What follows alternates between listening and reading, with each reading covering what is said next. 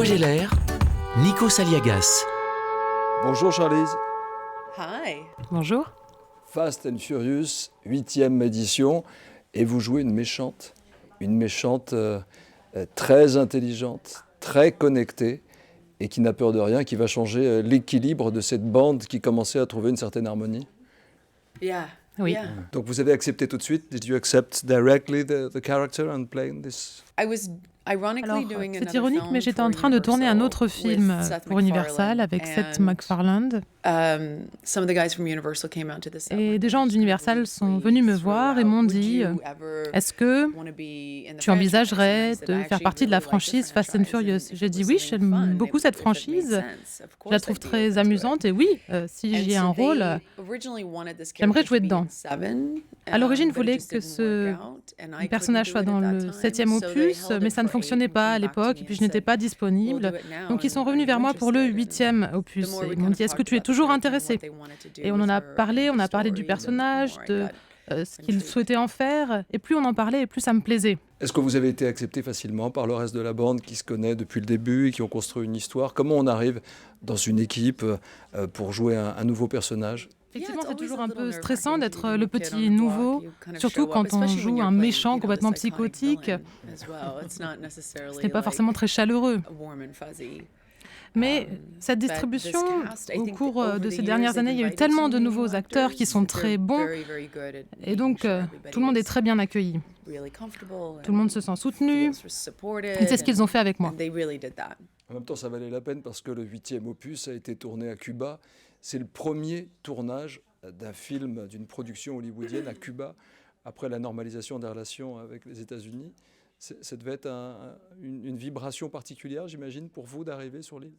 En fait, j'ai une vraie histoire d'amour avec Cuba. J'y suis allée en 2001 et puis j'y suis retournée. J'ai en fait tourné un documentaire là-bas qui s'appelle East of Havana, qui parle de la jeunesse cubaine. C'est un pays qui m'est très cher. Et j'adore les films comme Soy Cuba et des films russes qui ont été tournés là-bas, qui sont vraiment beaux.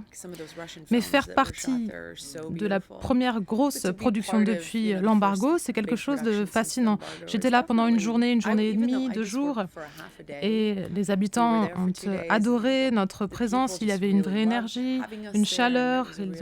Ils adorent les courses de voiture. Il y a une vraie culture de la voiture. Ils étaient très heureux de nous avoir. So they were very happy to have the movie there. À quel moment vous avez compris que c'était, avant d'être une posture, un métier? Est-ce que vous avez compris très vite que l'acteur était aussi un artisan, Charlize? Je n'avais pas vraiment conscience, ou en tout cas pendant mon enfance en Afrique du Sud. En fait, mon monde était très insulaire. C'est aussi à cause de l'apartheid et des sanctions. Il y avait beaucoup de choses, de films, de livres, de musique, qu'on n'avait pas.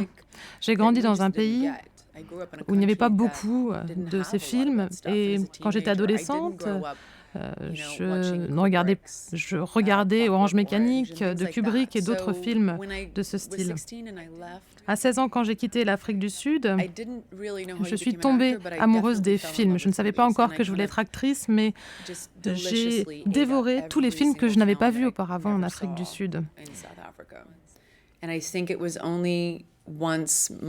Lorsque ma carrière de danseuse n'a pas porté ses fruits, je me suis dit que je voulais devenir actrice. J'ai cherché une autre façon de raconter des histoires. Et effectivement, être un acteur, c'est une logistique et c'est quelque chose que j'ai découvert à 19, 20 ans. Mais j'avais compris que le cœur de ce métier, c'était de raconter des histoires. Et c'est ça qui me plaisait, que ce soit par le ballet ou en parlant. J'aime l'idée de me glisser dans la peau d'un autre personnage, que ce soit dans Le Lac des Cygnes, en jouant le cygne, ou en jouant un acteur dans un film. Il y a quelque chose qui me plaît vraiment là-dedans. Raconter des histoires, se réinventer, se projeter dans le corps, dans la vie d'un autre, mais aussi être une femme engagée. Vous êtes vous-même engagée, vous êtes ambassadrice pour l'ONU. Quelle est la chose qui vous révolte le plus aujourd'hui? Oh, Il y a tellement de choses. Il y a beaucoup de choses qui se passent aux États-Unis à l'heure actuelle et c'est très inquiétant. Pour moi, en tant que femme, de vivre dans ce monde actuel, et puis en tant que mère, je suis préoccupée tous les jours. C'est impossible de marcher sans voir quelque chose sur un écran de télé, la CNN ou la BBC, qui parle de notre implication en Corée du Nord. Tout ça, ça fait très peur, parce que si ça tombe entre de mauvaises mains, ça peut être horrible. Et je m'inquiète du monde qu'on va laisser à nos enfants. Je m'inquiète lorsqu'on est entre les mains à la merci de gens qui ne croient pas en la science, qui ne croient pas que le réchauffement climatique, ça existe. Ça m'inquiète, effectivement. Parce que le monde change, il y a des choses, des barrières qui tombent du passé.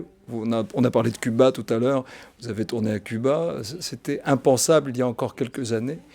Et pourtant, c'est la fin d'un cycle de nouvelles personnalités populistes prennent le pouvoir un peu partout dans le monde.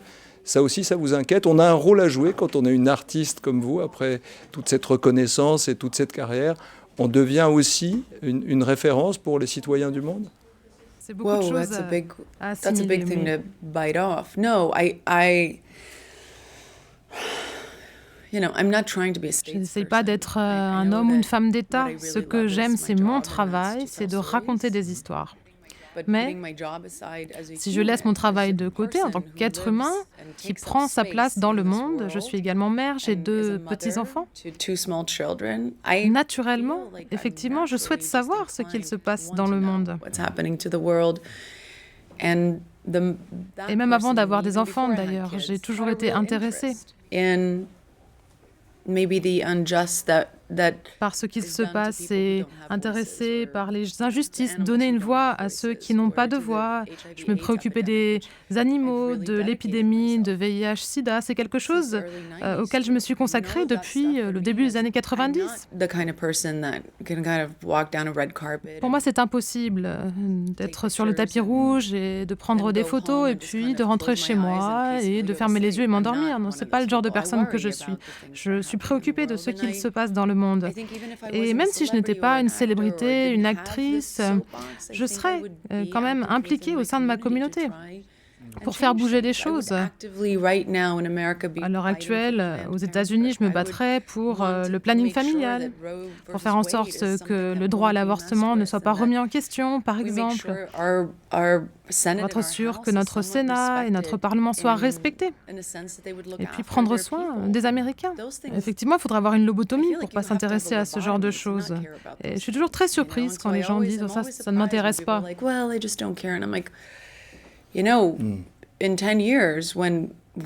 Dans 10 ans, quand nous n'aurons plus d'oxygène et que personne n'aura construit une station spatiale sur Mars, où est-ce qu'on va aller? Effectivement, ça m'énerve. Une femme concernée, une conscience juste connectée aux choses de la vie. Dernière question concernant la France. Vous avez une relation particulière avec la France. Vous êtes l'égérie d'une grande marque. Et en même temps, on a l'impression que vous faites partie de notre histoire ici. Vous allez venir au Festival de Cannes cette année? Vous êtes invité ou pas? Vous allez passer? Vous avez le temps de venir en France? J'adore la France. J'ai le sentiment qu'il se passe beaucoup de choses très positives pour moi ici en France. J'ai une relation de plus de 10 ans avec Dior que je chéris.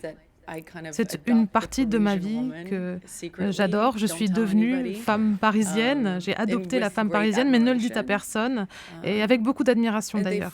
Et en fait, ça fait partie de ma famille maintenant. Donc je viens ici beaucoup pour le travail. Mais Paris, c'est aussi une des villes où je viens pour les vacances. J'adore cette ville. J'adore l'énergie, j'adore les habitants, j'adore la nourriture.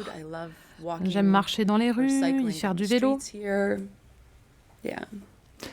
Fast and Furious 8, ça sort le 12 avril. Vous êtes quel genre de conductrice pour terminer? Vous faites attention ou vous roulez doucement ou vous allez vite? Je suis une très bonne conductrice. Désolé.